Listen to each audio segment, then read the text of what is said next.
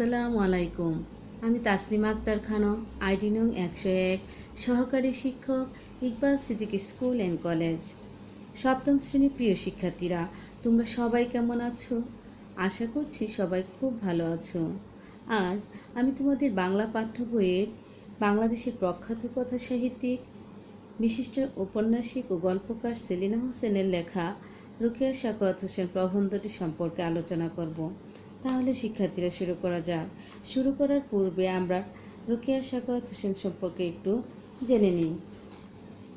এই যে ছবিটি রয়েছে, তিনি হচ্ছেন মহিষী নারী বেগম রোকেয়া সাখাওয়াত হোসেন। বেগম রোকেয়া সাখাওয়াত হোসেন 1880 সালে রংপুর জেলার পায়রাবন্দর গ্রামে জন্মগ্রহণ করেন। তার পিতা জহির মোহাম্মদ আবু আলী সাবের এবং মাতা রাহাতুন্নেসা সাবেরা চৌধুরানী। তৎকালীন মুসলিম সমাজ ব্যবস্থার অনুসারে বেগম রোকেয়া ও তাদের বোনদের পড়াশোনা করতে গড়ের বাইরে পাঠানো হয়নি। গড়ে আরবি উর্দু শেখানো হয়। বেগম রোকেয়া একজন সম্ভ্রান্ত জমিদার পরিবারে জন্মগ্রহণ করেন। জমিদার পরিবারে জন্মগ্রহণ করেও তৎকালীন সময়ে কঠোর পর্দাপ্রথার কারণে তিনি প্রাতিষ্ঠানিক কোনো শিক্ষা লাভ করতে পারেননি। রোকেয়ার বড় দুই ভাই কলকাতার সেন্ট জেভিয়ার্স কলেজে উচ্চশিক্ষা লাভ করেন। বেগম রোকেয়ার বড় ভাই ইব্রাহিম সাবের আধুনিক মনস্ক ছিলেন। বোনদের আগ্রহ দেখে গোপনে তিনি ইংরেজি শেখান। বেগম রোকেয়া যে সময় জন্মগ্রহণ করেছিলেন সে সময় মেয়েদের অবস্থান ছিল খুবই শোচনীয়। মেধাবী রোকেয়ার প্রবল আগ্রহ ছিল লেখাপড়ার প্রতি, কিন্তু পড়াশোনার ক্ষেত্রে তার পরিবার ও আত্মীয় স্বজনদের কাছ থেকে নানা রকম বাধা এসেছে। তারা আরবি উর্দু শিখতে বাধা না দিলেও বাংলা পড়তে বা শিখতে দিত না। তারা বাংলা পড়ার বিরুদ্ধে ছিল। বেগম রোকেয়ার বড় বোন করিমুন্নেসার অনুপ্রেরণায় বাংলা পড়ায় আগ্রহী হয়ে উঠেছিলেন এবং তিনি বাংলা ভাষা ও সাহিত্যে আধুনিক হয়ে উঠেছিলেন। রোকেয়া সাখাওয়াত হোসেন বাংলাদেশের নারী আন্দোলনের অগ্রদূত।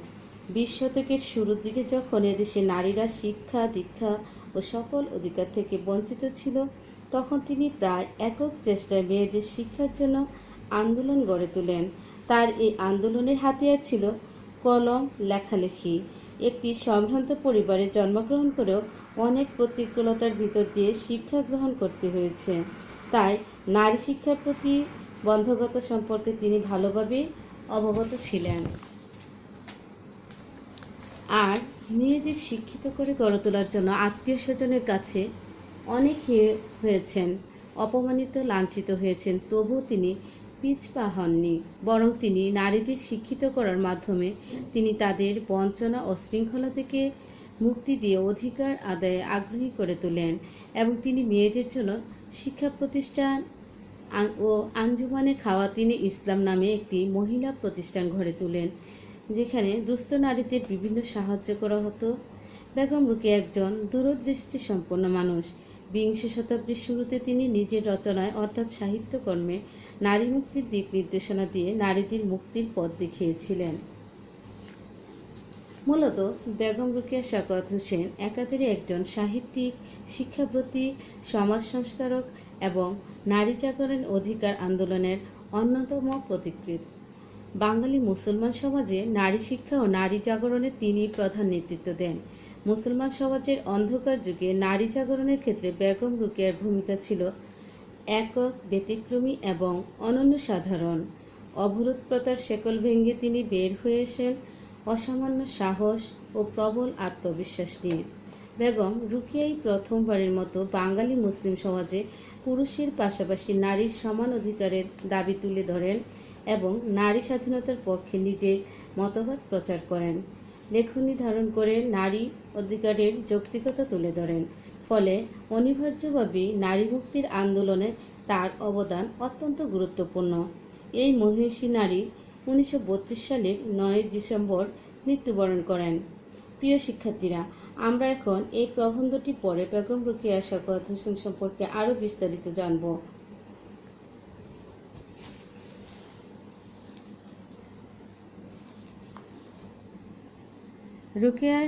রোকেয়া 1880 সালে রংপুর জেলার পায়রাবন্দর গ্রামে জন্মগ্রহণ করেন। তার পিতা জহির মোহাম্মদ আবু আলী সাবের প্রভৃতি ভূসম্পত্তির অধিকারী ছিলেন। তাহলে শিক্ষার্থীরা, এখানে ভূগত মানে অনেক বা প্রচুর, ভূসম্পত্তি মানে জমি জমা, অর্থাৎ রুকিয়ার পিতা অনেক সম্পত্তির অধিকারী ছিলেন। পায়রাবন্ধ গ্রামে তাদের বাড়িটি ছিল বিশাল। 3.5 বিঘা জমির মাঝখানে ছিল তাদের বাড়িটি, অর্থাৎ তাদের বাড়িটি ছিল অনেক জায়গা জুড়ে, মানে বিশাল। রুকিয়া যে সময় জন্মগ্রহণ করেছিলেন সে সময় বাঙালি মুসলমান সমাজে শিক্ষার ব্যাপক প্রচলন ছিল না।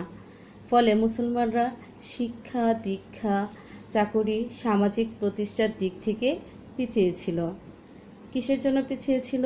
তখনকার সময়ে ছিল কি, পর্দা প্রথার জন্য।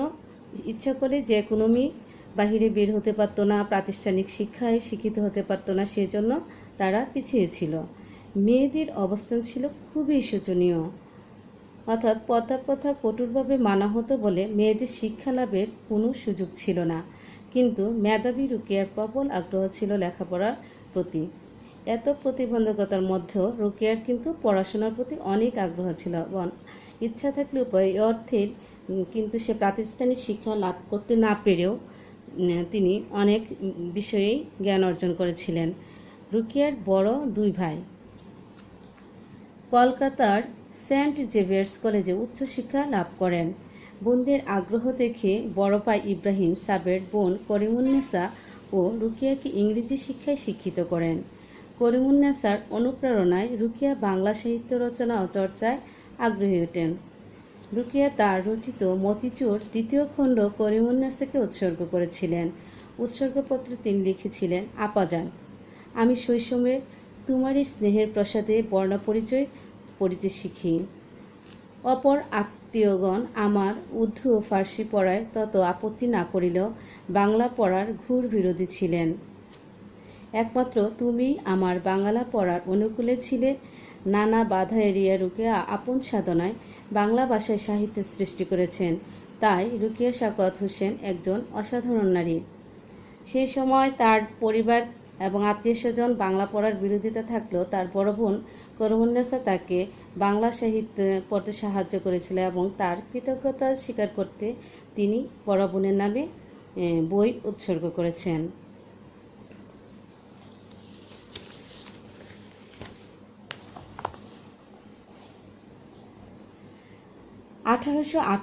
সালে কিশোরী বয়সে বিহারের ভাগলপুরের ডেপুটি ম্যাজিস্ট্রেট সৈয়দ সাখাওয়াত হোসেনের সঙ্গে রুকিয়ার বিয়ে হয়।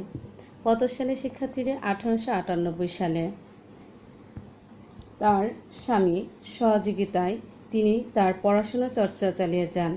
বাংলা, ইংরেজি ও উর্দু ভাষায় পারদর্শী হয়ে ওঠেন।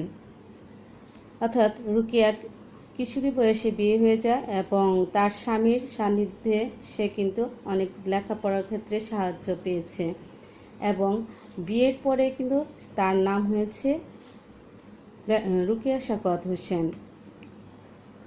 সাহিত্যিক হিসেবে তার আত্মপ্রকাশ ঘটে 1902 সালে। শিক্ষার্থীরা, তাহলে রুকিয়ার সাহিত্যিকের আত্মপ্রকাশ ঘটে কত সালে? 1902 সালে। কলকাতা থেকে প্রকাশিত নবপ্রভা পত্রিকায় ছাপা হয় তার প্রথম রচনা পিপাসা। তাহলে বেগম রুকিয়ার প্রথম প্রকাশিত গ্রন্থের নাম হচ্ছে পিপাসা। সেটি কোথায় ছাপা হয়েছে? নবপ্রভা পত্রিকায়। বিভিন্ন সময়ে তার রচনা নানা পত্রিকায় ছাপা হতে থাকে। 1905 সালে প্রথম ইংরেজি রচনা সুলতানাস ড্রিম মাদ্রাজ থেকে প্রকাশিত একটি পত্রিকায় ছাপা হয়।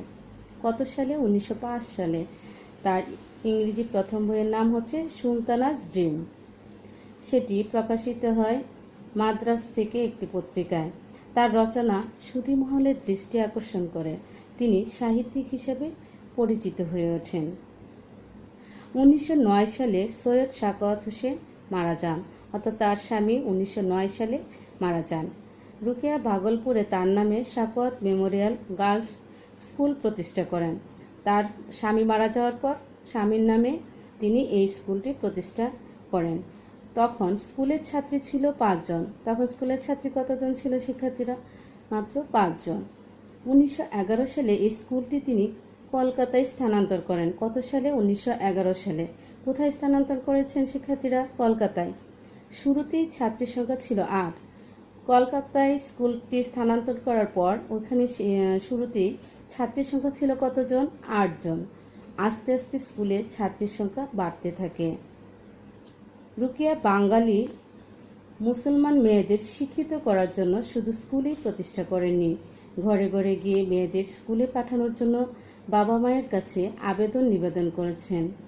এই যে মেয়েদের জন্য বাবাদের কাছে গিয়েছেন এবং আবেদন নিবেদন করেছেন, এই জন্য কিন্তু তাকে অনেক কিছুই পোহাতে হয়েছে, অর্থাৎ অনেকের কাছ থেকেই তিনি হেয় হয়েছেন, লাঞ্ছিত হয়েছেন, বঞ্চিত হয়েছেন, কিন্তু তারপরেও কিন্তু তিনি পিছপা হননি। এই কাজে তিনি ছিলেন একজন নিরলস পরিশ্রমী কর্মী, অর্থাৎ যে কাজের মধ্যে কোনো অলসতা নেই সেইভাবেই তিনি পরিশ্রম করেছেন। তার অক্লান্ত প্রচেষ্টার ফলে নারী শিক্ষার অগ্রগতি সূচিত হয়, মেয়েরা ধীরে ধীরে শিক্ষার আলোর দিকে এগোতে থাকে। 1915 সালে তিনি আঞ্জুমানে খাওয়াতিনে ইসলাম নামে একটি মহিলা সংগঠন প্রতিষ্ঠা করেন। এই প্রতিষ্ঠান থেকে দুস্থ নারীদের বিভিন্নভাবে সাহায্য করা হতো, অর্থাৎ যারা অসহায় স্বাবলম্বীহীন তাদেরকে কিন্তু তিনি স্বাবলম্বী করার জন্যে কাজ করেছেন। তাদের হাতের কাজ শেখানো হতো, সামান্য লেখাপড়া শেখানোর ব্যবস্থাও ছিল। এক কথায় এই সংগঠনটির লক্ষ্য ছিল সমাজের সাধারণ দুস্থ নারীদের স্বাবলম্বী করে তোলা। রুকিয়ার প্রকাশিত বইয়ের সংখ্যা 5টি। রুকিয়ার প্রকাশিত বইয়ের সংখ্যা শিক্ষার্থীরা কয়টি? 5টি। সেগুলো হচ্ছে মতিচুর প্রথম খণ্ড 1904, সুনতালাজ ড্রিম 1908, মতিচুর দ্বিতীয় খণ্ড 1922, পদ্মরাগ 1924 ও অবরোধবাসিনী 1931। রুকিয়া এই উপমহাদেশের একজন দূরদৃষ্টি সম্পন্ন মানুষ। দূরদৃষ্টি মানে কি? দূর থেকে দেখার দৃষ্টি, অর্থাৎ এখানে ভবিষ্যতের কথা বলা হয়েছে। নারী শিক্ষার অগ্রদূত হিসেবে সমগ্র বাঙালি সমাজের তিনি শ্রদ্ধেয়। বিংশ শতাব্দীর সূচনায় তিনি দুইভাবে নারীদের মুক্তির পথ দেখেছিলেন। কয়ভাবে শিক্ষার্থীরা? দুইভাবে। সেগুলো কি কি? 1. মেয়েদের জন্য স্কুল স্থাপন করে। 2. নিজের রচনায় নারী মুক্তির দিক নির্দেশনা করে। তিনি 1932 সালের 9 ডিসেম্বর কলকাতায় মৃত্যুবরণ করেন। সপ্তম শ্রেণীর প্রিয় শিক্ষার্থীরা, আশা করছি প্রবন্ধটি পড়ে তোমরা এই মহিষী নারী সম্পর্কে আরও ভালোভাবে অবগত হয়েছে এবং এই প্রবন্ধের মাধ্যমে লেখক তোমাদের কী বার্তা প্রেরণ করেছেন তা বুঝতে পেরেছ। সবার শুভ ও সুস্থতা কামনা করে শেষ করছি। ধন্যবাদ।